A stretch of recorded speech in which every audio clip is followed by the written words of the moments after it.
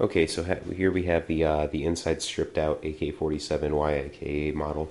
Um, okay, so over here we have every component that's possibly in the gun. I'm going to start out explaining what my problem was. Some of you probably have the same problem. Okay, so mine wasn't cocking back. That was the main issue with mine. So I just, I got in there and I looked for any pieces that, didn't look in there. And, of course, I found this little piece rumbling around in there. And I said, all right, that's not a good sign. So when I pieced it back together, you can actually see on the plunger here that it fits perfectly and this snapped off. The reason it wasn't cocking is because the plunger pushes this back, or I mean the charging handle pushes this back before it gets let go and it goes back into the housing for the plunger. Okay, so the pieces that we have, metal weights. These are to weigh the gun down. You could take them out if you want. I'm building this for a friend, so I'm or fixing it for a friend, so I'm just going to keep them in there for him. This is just like an aesthetic piece, plastic piece that's put on the AK-47. I believe it has to do with the gas rechamber system on the actual thing. They just put it in there for realism. The spring that operates the gun. This is the plunger and the plunger housing. I took this plunger out of another YIKA gun, actually an AUG, and they're absolutely identical. What you're going to find with most of these airsoft guns, even if you're watching this video, most of them are pretty much the same operation. It's just like little aesthetic internals that you have to change around. AK-47 is super easy. Alright, next we have the stabilizer for the spring that goes into the gun. We have the barrel. It comes in two parts: the sight, the plunger release, and the trigger. Okay, so I'm going to assemble this for you. First off, you're going to take the stabilizer for the spring. You're going to take this, you're going to look at it. There's going to be a rounded side. You're going to take that rounded side and you're going to slide it into a slot here in the back of the gun. Okay. Let me just get this in here. Done. Okay. Next, you're going to take the spring. You're just going to slide that right onto the housing, or the stabilizer, okay? Should run almost the full length of this little piece, and it should stop right around here. There's a little barrier. Okay, next you're going to take the plunger housing and the plunger. You're going to put them together.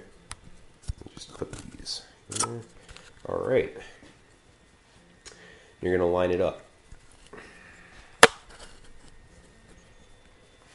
I know this because I looked at it when I opened the gun. This is what it looked like. You're going to have the bigger half of the plunger on top, and then you're going to have the smaller of the two pieces of the housing on top. So it's going to go big, little, little, big. You're going to take this, the spring goes in here. I'm just going to put this down for a minute because I do need two hands. You need two hands for a lot of this. So I apologize in advance for any shitty camera angles. Okay.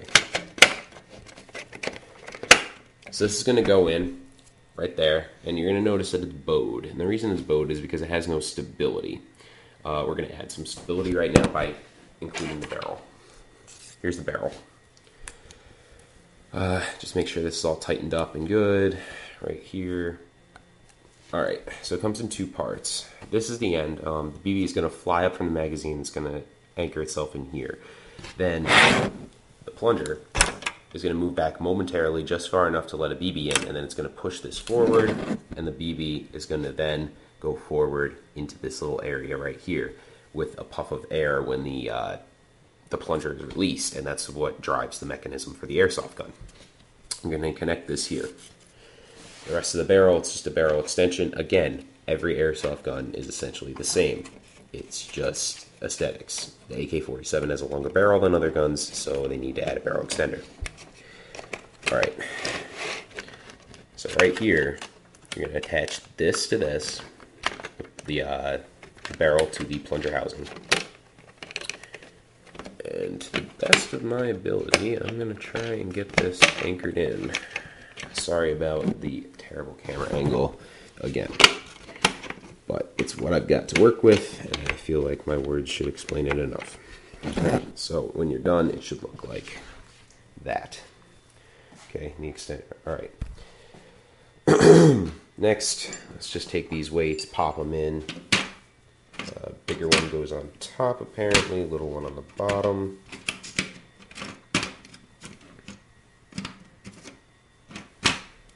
They're actually cut at different angles. It's very odd.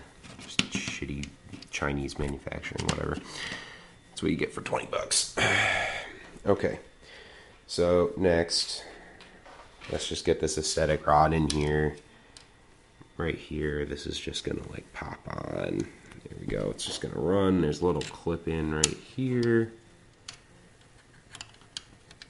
Just gonna pop that in. There we go. It runs back there, and then you just got this super flimsy. You really don't need it. Next, take the trigger and the plunger release. The plunger release, the spring part is going to go into that housing that is right there. Okay. Whenever you see these on an airsoft gun, chances are a spring goes there if you have an extra spring, because again, like I said, they make everything on an airsoft gun cheaply. So they wouldn't put in that extra half a cent of plastic unless it had a purpose. So when you're all done, the trigger will look like that, and that's the trigger, or the plunger release. When you push forward on the magazine, this will kick into this. This will lower, and the plunger, which is right here, which will be back when cocked, will release, shooting the air into the plunger housing, which then shoots the BB down the barrel. Okay. So we're almost done. Got two more parts left. We got the sight, which goes on last, and then we have the charging handle and the spring for the charging handle to reset it. Now this is going to be the most complicated part of the entire build. This is what I struggled for about 20 minutes when I was doing this. Put the camera down. You definitely need two hands for this. All right. Put the first part of the spring onto this little hook here. Okay, that's on the end of the charging handle. Push that all the way forward until it can't go any further. Now you're going to take this spring and you have to mount it on a piece of the left part of the gun. If you look at where the groove is for the charging handle, which is right here, if you look forward, there's this big jutting out piece of plastic that looks a little bit thicker than the rest. You're going to attach the other end of this spring to that. Okay? Like that. You're simply going to slide the rest of the gun. And this is, again, I'm probably going to mess up. This could take you 20 times to get correctly, but once you get it right, you're just going to feel so relieved. And you're just going to literally put this down. Hopefully. You just have to wiggle around all the pieces. Hope it works. And it's going to take some time for me to get this in correctly, but that's pretty much it for right now. I'll show it to you again when it's done. Okay, so the reason my gun would not close is, again, don't try to force it. This should be just a solution. My plunger was not in the right spot. It was actually upside down. When I went to go put the barrel mechanism in, it turned it 90 degrees or 180 degrees. So I'm just going to slowly show you the entire length of the gun, so hopefully you can figure out whatever problem you have. This is what the internal of the gun should look like to a T.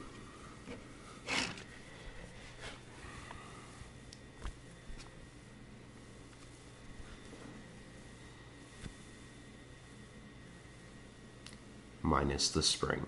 The spring where the charging handle is not on yet, so that I could give you a better view.